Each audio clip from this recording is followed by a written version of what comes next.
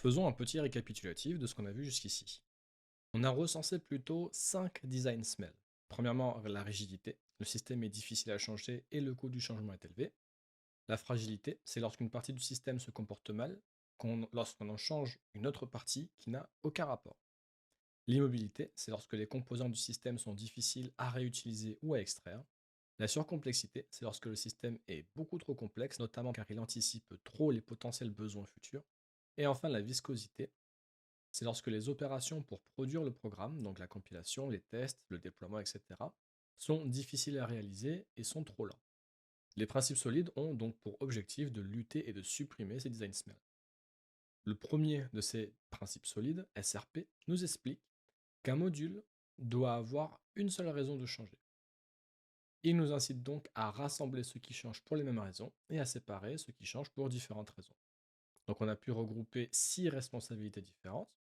Tout ce qui concerne la UI, le templating, le rendu et les vues, par exemple, la persistance et le stockage, souvent la base de données, les algorithmes, les manipulations de bas niveau et les calculs, donc ce qui est très technique et très bas niveau, les règles métiers, telles que le domaine model, si vous en avez un, c'est-à-dire le cœur de votre application, le code de boilerplate, de setup, et ce qui est lié au framework, comme l'injection de dépendance, par exemple, et enfin la validation et les assertions.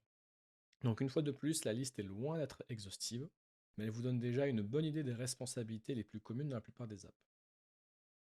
Ensuite, le second principe, OCP, nous dit qu'un module doit être ouvert à l'extension et fermé à la modification. Donc c'est la base de tout système de plugin. C'est un principe extrêmement important pour avoir un code modulaire extensible, à condition de savoir anticiper les besoins futurs, mais également de ne pas trop anticiper à l'avance les besoins qui ne viendront peut-être jamais, au risque d'avoir beaucoup d'abstractions compliquées à utiliser. Ensuite, LSP nous dit simplement qu'un sous-type doit être substituable à son type parent, à la fois dans la syntaxe et la sémantique. Gardez en tête la representative rule qui nous dit que les représentants, c'est-à-dire les classes dans votre code, ne partagent pas nécessairement les propriétés de la relation qu'ils représentent. Une fois de plus, la carte n'est pas le territoire. L'Interface Segregation Principle, ou ISP, nous dit qu'un module ne doit dépendre que de ce qu'il utilise, et donc on ne veut pas être dépendant de ce que l'on n'utilise pas, au risque d'être impacté par des changements qui ne nous concernent pas. Dans les langages dynamiques, la ségrégation est illimitée puisqu'il n'y a pas de notion d'interface explicite. Et enfin, le Dependency Inversion Principle nous dit que le code de haut niveau ne doit pas dépendre du code de bas niveau, mais que les deux doivent dépendre d'une interface commune.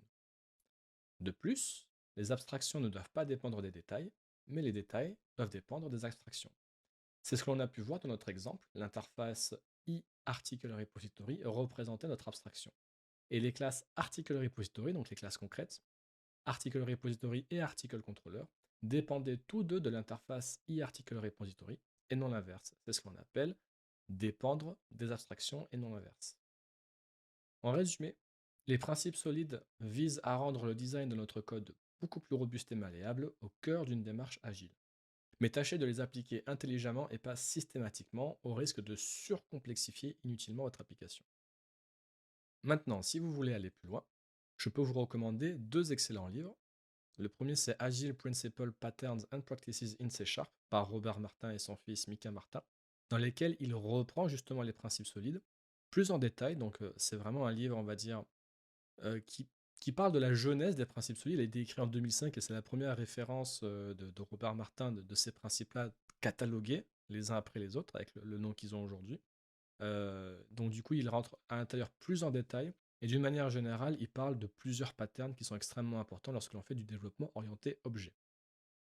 Et je vous incite aussi à lire Clean Architecture, donc du coup, dans lequel Robert Martin, toujours, l'auteur des principes solides, parle d'une autre façon d'architecturer ses applications avec la Clean Architecture, donc du coup, qui reprend le même principe que l'architecture hexagonale. D'ailleurs, il parle de l'architecture hexagonale à l'intérieur. Et il parle également des principes solides assez rapidement et de 6 autres principes qui, eux, ont un rapport avec les composants en général. Donc je vous en dis pas plus, si vous êtes curieux, je vous invite vraiment à le lire. Même s'il est peut-être un petit peu compliqué à aborder quand on a un niveau débutant, voire moyen, ou qu'on n'est pas tout à fait habitué. Si vous connaissez déjà l'architecture hexagonale et la clean architecture plus ou moins, ou en tout cas en pratique, ce sera une très bonne lecture. Si vous êtes complètement novice là-dessus, il faudra peut-être s'y reprendre à une, deux ou trois fois ou plus encore. Moi, personnellement, je sais qu'il m'a fallu au moins 2 autres lectures pour vraiment le comprendre.